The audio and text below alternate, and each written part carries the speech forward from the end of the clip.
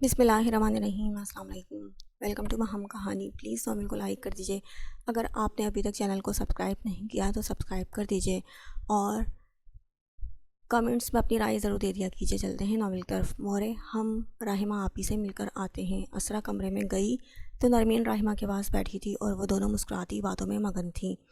جب اسرا کو دیکھتے راحمہ خوشی سے اچھلی تھی۔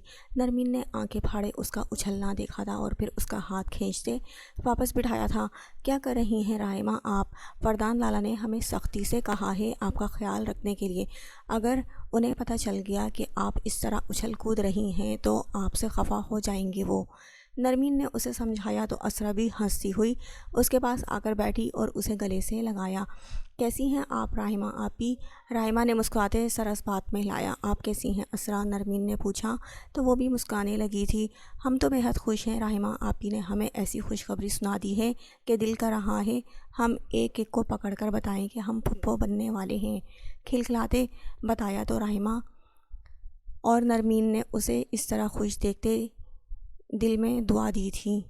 بس نرمین آپو، اب آپ کی باری ہے، آپ بھی ہمیں ڈھیر سارا خوش کر دیں کہ ہمیں اپنے دونوں بھائیوں کے سیم بچے ساتھ ساتھ کھلانے ہیں۔ اسرا کی بات پر نرمین گلاب چہرہ لیے شرماتی اسے ایک چپت رسید کر گئی تھی۔ ان کی باتیں شروع ہوئیں تو پھر ختم کہاں ہونی تھی، جبکہ اسرا کو دیکھ ان دونوں نے صدقے دل سے دعا دی تھی کہ اس کی خوشیاں ہمیشہ سدا قائم رہیں۔ کالے کپڑوں سے اس کا منہ ڈھکا ہوا تھا اور دونوں ہاتھ پیچھے رسی سے بندھے ہوئے تھے، جبکہ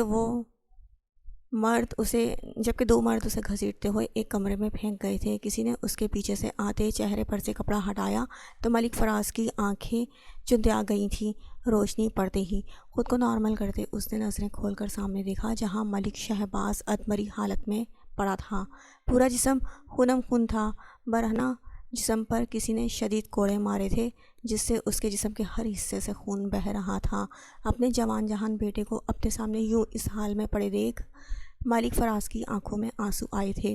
کتنی کوشش کی تھی انہوں نے اپنے بیٹے کا پتہ لگانے کی، لیکن کبیر خان زادہ کی قید میں جانے کے بعد سے ایک بھنک تک انہیں اپنے بیٹے کی نہ پڑی تھی۔ میرا بیٹا، میرا بیٹا، وہ ہذیانی انداز میں چیختا اس کے قریب دوڑا تھا، جبکہ اس تک پہنچتے ملک فراز کتنی بار لڑکھڑا کر گرا تھا، لیکن پھر خود کو سنبھالتا وہ اس طرف دوڑا۔ ملک شہباز آنکھیں کھولے بیٹھا، آنکھیں کھولو، دیکھو بیٹا، دیکھو تمہارا باپ۔ اس کی آواز سنتے ملک شہباز کو ہوش آیا۔ اپنے باپ کو سامنے دیکھ وہ بنا آواز کے رونے لگا۔ بابا، بابا، مجھے بچا لیں اس سے، وہ مار دے گا مجھے۔ اس کی بات ختم ہی ہوئی تھی کہ فردان خان زادہ نے پیچھے سے ایک فائر اس کے دماغ پر کیا تھا اور ملک شہباز وہیں ڈھیر ہو گیا تھا۔ خون کی چھینٹیں ملک فراز کے چہرے پر پڑی تو وہ کئی لمحوں کے لیے ساکت رہ گیا تھا۔ اس کا دماغ اس بات کو ماننے کو تیار نہیں ہوا تھا کہ جو بیٹا 2 سیکنڈ پہلے اس سے بات کر رہا تھا اب اس کی لاش اس کے سامنے تھی۔ جب اسے ہوش آیا تو وہ پاگلوں کی طرح چیخنے لگا، چلانے لگا، لیکن کوئی اس کے سامنے نہیں تھا۔ کیا گن جمع کر کے رکھا تھا آپ نے لالا؟ اس کے بیٹے کو تبھی مار دینا چاہیے تھا۔ فردان ایک ہاتھ میں گن گھماتا ہوا بولا تو ملک فراز نے پیچھے پلٹ کر دیکھا، جہاں فردان خان زادہ کھڑا اپنی گن اپنے کپڑوں سے صاف کر رہا تھا، جبکہ اس کے پیچھے کرسی پر ایک طرف کبیر خان زادہ اور دوسری طرف زرغام خان زادہ بیٹھے اس کو شعلے بھری نگاہوں سے دیکھ رہے تھے کہ ملک فراز نے تھوک نکلا تھا۔ اپنی موت سر پر ناچتی نظر آ رہی تھی اسے۔ ایک اشارہ نے لالا، باقی کی 5 گولیاں اس گن کو پیدا کرنے والے کے دماغ میں اتار دوں گا میں۔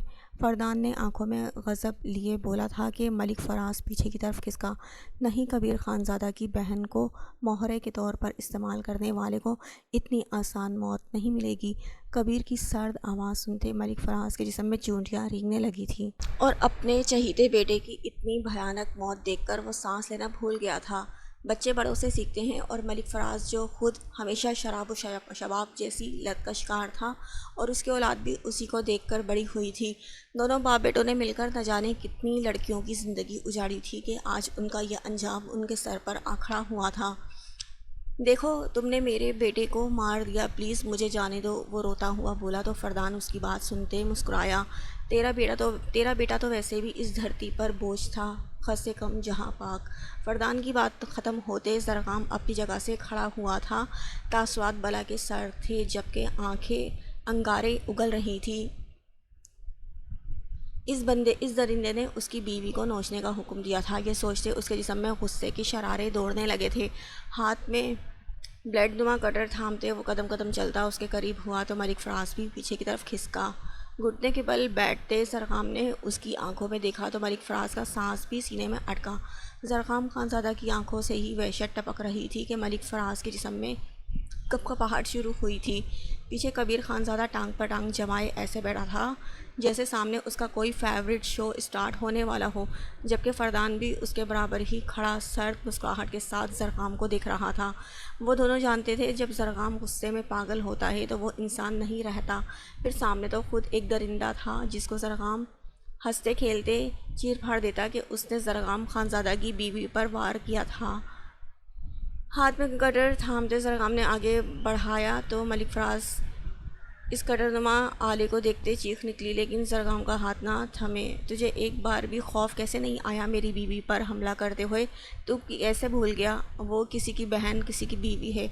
اپنے انجام کا تو نے ایک بار بھی نہیں سوچا؟ اور آج تجھے موت دیتے ہوئے دوسری سوچ اپنے ذہن میں نہیں لاؤں گا۔ زرغام اس کے چہرے پر وار کیا تو ملک فراز کی دردناک چیخ نکلی تھی جسے زرغام نے اپنی آنکھیں بند کرتے مسرور ہوتے سنا تھا، پھر اس کے دوسرے جبڑے پر وار کیا تھا جس سے گوشت کا لوتھڑا لٹک گیا۔ ملک فراز کی چیخوں سے وہ کمرہ گونج اٹھا تھا، اس کے منہ سے اب عجیب طرح کی آوازیں نکل رہی تھی، جبکہ پیچھے بیٹھے کبیر اور فردان سرد مسکراہٹ کے ساتھ یہ شو انجوائے کر رہے تھے۔ اسی منہ سے تو نے حکم دیا تھا نا، تو یہی انجام ہونا چاہیے تھا اس منہ کا۔ زرغام کی صفاک آواز کمرے میں گونجی تھی جبکہ سامنے پڑا وجود بلبلا رہا تھا جس پر کسی کو ترس نہیں آ رہا تھا۔ ملک فراز کے دل نے شدت سے دعا کی تھی کہ وہ اسے ایک بار ہی گولی مار دے، لیکن سامنے زرغام خانزادہ تھا، صفاک انسان۔ اس کے سیدھے ہاتھ کی انگلیاں تھامتے زرغام نے ان پر آلہ پھیرا تھا کہ انگلیاں ہڈی سمیت لٹک چکی تھی کہ ملک فراز کے منہ سے چیخ نما آوازیں نکلی تھیں اور درد برداشت نہ کرتے وہ وہیں بے ہوش ہو گیا تھا، جبکہ اسے بے ہوش ہوتے دیکھ پیچھے بیٹھے کبیر نے سر جھٹکا تھا۔ ان کا یہ شو کافی جلدی ختم ہو گیا تھا، جبکہ زرغام خانزادہ اس بے ہوش وجود کو الٹے ہاتھ کی انگلیوں کو بھی ویسے ہی کاٹ چکا تھا۔ اسے سکون نہیں آ رہا تھا، وہ چاہتا تو اس کے جسم کا ایک لیکن کبیر نے اس کے کندھے پر ہاتھ رکھا جسے محسوس کرتے وہ ہوش میں آیا۔ کبیر اپنے ہاتھ میں پسٹل تھامتے کبیر نے پانچوں کی پانچوں گولیاں ملک فراز کے بھیجے میں سے آر پار کر دی تھی کہ اس کے وجود نے جھٹکے کھاتے دم توڑا تھا تو زرغام خانزادہ کے دل پر کسی نے ٹھنڈی پھوار کی۔ تم کچھ زیادہ ہی پاگل نہیں ہو جاتے؟ غصے میں فردان نے زرغام کی طرف جملہ اچھالا تو زرغام سرد سا مسکرایا۔ کیوں، تمہیں شو پسند نہیں آیا تھا کیا؟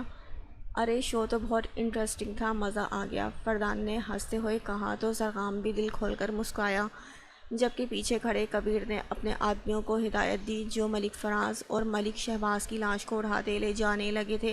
پھر ان کی زندگی سے آج یہ قصہ بھی تمام ہوا۔ وہ تینوں اپنا حلیہ درست کرتے ایک ساتھ ہی خان حویلی آئے تھے۔ فردان آگے تھا جبکہ کبیر اور زرغام پیچھے ایک دوسرے سے بات کرتے ہوئے آ رہے تھے۔ یہ منظر دیکھ سب نے دل میں ان کی نظر اتاری تھی، جبکہ نرمین اور اسرا تو حیران نظروں سے یہ منظر دیکھ رہی تھی۔ میری بہن آج یہیں رکے گی، کبیر نے پھر اسے چھیڑا تھا کہ زرغام کا میٹر گھوما تھا۔ اتنے دن اپنے گھر رکھ کر تجھے سکون نہیں آیا جو تو پھر اسے یہیں روکے گا؟ شادی کیوں کی تھی تو نے اس کی پھر؟ زرغام نے ماتھے پر بل ڈالے اسے بولا تو کبیر اسے جلا کر مسکرایا تھا۔ رکے گی تو وہ یہیں بہن ہے میری، کبیر مسکراتا بولا تو زرغام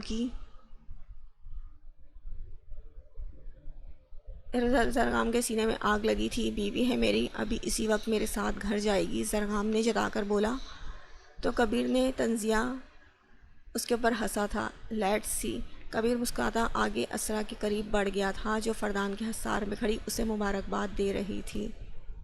کیسی ہے میری گڑیا؟ کبیر کی آواز پر اسرا پلٹی، اسے مسکرا کر دیکھنے لگی تھی۔ ہم ٹھیک ہیں لالا، آپ کیسے ہیں؟ وہ اس کے سینے سے لگتے ہوئے بولی تو کبیر نے اس بات میں سر ہلایا تھا۔ لالا آپ بھی ایسی ہی ایک خوشخبری سنا دیں، پھر ہم آپ دونوں کے بچوں کو اپنے ساتھ لے جایا کریں گے اور خوب ان کے ساتھ کھیلا کریں گے۔ اسرا کی بات پر اس کے برابر کھڑی نرمین گڑبڑائی تھی، جبکہ کبیر نے محبت پاش نظروں سے اسے دیکھا تھا۔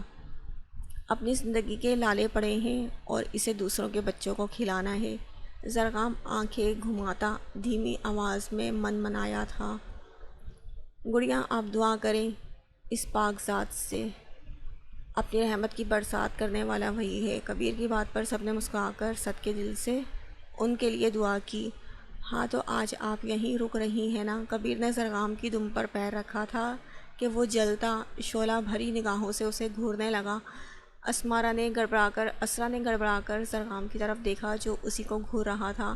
وہ ہرگز بھی نہیں چاہتا تھا کہ اسرا پوری رات کے لیے اس سے دور ہو، اور وہ بھی تو یہ بات جانتی تھی نا کہ زرغام خانزادہ اس سے دور نہیں رہ سکتا۔ کاش کہ وہ منع کر دے۔ جب اسرا نے پلٹ کر کبیر کو دیکھا جس نے آنکھ مارتے اسے اشارہ کیا، دل میں مسکراتے اسرا نے اس بات میں سر ہلایا، جی لالا ہم نے پھپھو سے اجازت لے لی ہے، ہم آج یہیں رکیں گے۔ اسرا کی بات پر زرغام نے تیز نظروں سے اسے گھورتے مٹھیاں بھینجی تھیں، جبکہ منہ سے ایک الفاظ بھی ادا نہیں کیا تھا کہ اب وہ مزید اس طرح کی پابندیاں اسرا پر نہیں لگا سکتا تھا کہ اس کا دل اس کی طرف سے اور کھٹا ہو۔ اس کی طرف سے وہ خاموش ہوتے اسمارا بیگم پر نظریں ٹکا گیا تھا، البتہ سب کے چہروں پر دبی دبی مسکراہٹ تھی اس کا ریاکشن دیکھ کر۔ چلے مورے کافی وقت ہو گیا ہے، زرغام نے اسمارا بیگم سے کہا تو سر اس بات میں ہلاتے وہ سب سے الوداعی کلمات کہتے ملنے لگیں۔ اسرا دور کھڑی اس کے تاثرات دیکھ رہی تھی، وہ جانتی تھی اندر سے زرغام کے جسم میں لاوا ابل رہا ہوگا، لیکن بظاہر وہ خاموش کھڑا تھا تاکہ اسرا اس سے مزید بدگمان نہ ہو۔ اسمارا بیگم اور زرغام گاڑی میں بیٹھے تو اسرا بھی عبایا پہنتی ہوئی باہر آئی اور گاڑی میں بیٹھی، جسے دیکھ زرغام ایک منٹ کے لیے حیران ہوا تھا۔ پھر اس کی مسکراتی آنکھوں کو دیکھتے زرغام نے اس بات میں سر ہلایا اور گاڑی اسٹارٹ کی۔ اس کے چلتے دل پر اسرا مرہم بن کر آئی تھی۔ مسکراتے زرغام گاڑی موڑتے اپنی منزل کی طرف روانہ ہو گیا تھا۔ بہت شکریہ آپ کا سردار صاحب، ہم بہت خوش ہیں آپ نے ہم سب کے بارے میں اتنا سوچا، ہمیں یقین نہیں ہو رہا اب تعلیمی ادارے ہمارے گاؤں میں بھی ہوں گے۔ پنچایت میں بیٹھے کسی نے مسکرا کر اس بات میں سر ہلایا، کبیر نے مسکرا کر اس بات میں سر ہلایا، میں کل ہی سارا کام زمینوں پر شروع کروا دوں گا، شہر سے اعلیٰ اساتذہ آئیں گے جو اچھی تعلیم یافتہ ہوں گے، ہمارے گاؤں کے مستقبل کے ستاروں کو تعلیم فراہم کریں گے۔ برہان خانزادہ اور داد جان نے فخر سے اپنے پوتے کو دیکھا تھا جو واقعی ان کا نام روشن کر رہا تھا، جبکہ اس کی قابلیت پر زرغام بھی دل سے مسکرایا تھا۔ اس مقام کا اصل حقدار واقعی کبیر خانزادہ ہی تھا، جبکہ گاؤں میں امن و سکون دینے والا اور ان کا اتنا بڑا مسئلہ حل کرنے والا کبیر خانزادہ گاؤں والوں کے دلوں میں ایک اونچا مقام بنا گیا تھا۔ سب دل کھول کر اس کے نعرے لگا رہے تھے۔ کبیر نے فخر سے یہ منظر دیکھا تھا، اپنی تعلیم اور اپنی لگن کا استعمال اس نے یہاں اپنوں کے لیے کیا تھا جس پر اسے کوئی پچھتاوا نہیں تھا۔ اس کی زندگی کی آسیں کیا بن گئی تھی، لیکن وہ مطمئن تھا، خوش تھا کہ یہاں اس کے اپنے موجود تھے، اور سب سے بڑی بات اس کی محبت یہاں تھی جس کے لیے وہ اپنی قسمت پر دل و جاں سے خوش تھا۔ ایک ہفتہ گزر چکا تھا، لیکن اسرا کا وہی سرد انداز دیکھتے زرغام کی بس ہو گئی تھی، وہ اس سے کلام ہی نہیں کرتی تھی، جبکہ زرغام نے ہر طرح سے کوشش کر لی تھی کہ وہ بولے، لیکن وہ نہیں بولی تھی۔ اپنی نفرت کا اظہار کرنے کے بعد وہ خاموش سی ہو گئی تھی۔ آج رات جب وہ گھر آیا تو اسرا پہلے سے ہی سونے کے لیے لیٹ چکی تھی، نیند میں نہ ہونے کے باوجود وہ یہی ظاہر کر رہی تھی کہ وہ نیند میں ہے۔ زرغام نے دروازہ بند کرتے اس کے وجود کو دیکھا جو آنکھیں بند کیے لیٹی تھی۔ وہ سب برداشت کر سکتا تھا، لیکن اپنے آپ سے لاپرواہی بالکل نہیں۔ ایک ہاتھ سے بلینکٹ کھینچتے زرغام نے اس پر سے ہٹایا تو وہ اس افتاد پر آنکھیں کھول گئی جس پر اس نے دل ہی دل میں خود کو کوسا۔ اٹھو مجھے بھوک لگی ہے، کھانا کون دے گا؟ زرغام کی سرد آواز پر اس کا دل ڈوب کر ابھرا تھا، لیکن وہ ڈھیٹ بنی لیٹی رہی اور پھر آنکھیں بند کر گئی۔ وہ ملازمہ سے کہہ آئی تھی کہ کھانا تیار رکھے، جب بھی اس کے صاحب گھر آئیں وہ کھانا لگا دے، لیکن وہ پھر بھی جان بوجھ کر اسے تنگ کر رہا تھا۔ اس کی اس بے رخی پر زرغام نے جھٹکے سے اس کا ہاتھ کھینچتے کھڑا کیا تو وہ بھوکلا کر کھڑی ہوتے آنکھیں پھاڑ کر اسے دیکھنے لگی، جبکہ زرغام کا میٹر تو ویسے ہی شارٹ تھا۔ اس کے اتنے دنوں کے انداز پر تمہاری مجھ سے لاپرواہی میں بالکل بھی برداشت نہیں کروں گا، سمجھی تم؟ وہ دبی دبی آواز میں دھاڑا تھا تو اسرا اس کی دھاڑ پر اچھلی تھی۔ زرغام کے ہاتھ میں اس کی ہتھیلی کسمسانے لگی تو وہ مزید سختی سے اسے تھام گیا۔ بس کرو اسرا زرغام خانزادہ، کہ اگر میری برداشت سے باہر ہو گیا تو میں خود پر رکھے سارے ضبط توڑ دوں گا۔ وہ اس کے ماتھے سے ماتھا ٹکائے بھاری آواز میں بولا تھا۔ اسرا سے دور رہنے پر زرغام کے جسم کا ہر حصہ چیخ چیخ کر اس کی طلب کا اظہار کر رہا تھا کہ اسرا نے اس کی طلب محسوس کرتے خود بھی آنکھیں میچی۔ چھوڑے ہمیں۔ اسرا نے دور ہوتے اپنا ہاتھ آزاد کروانا چاہا تو زرغام نے مزید اسے خود کے قریب کرتے اسے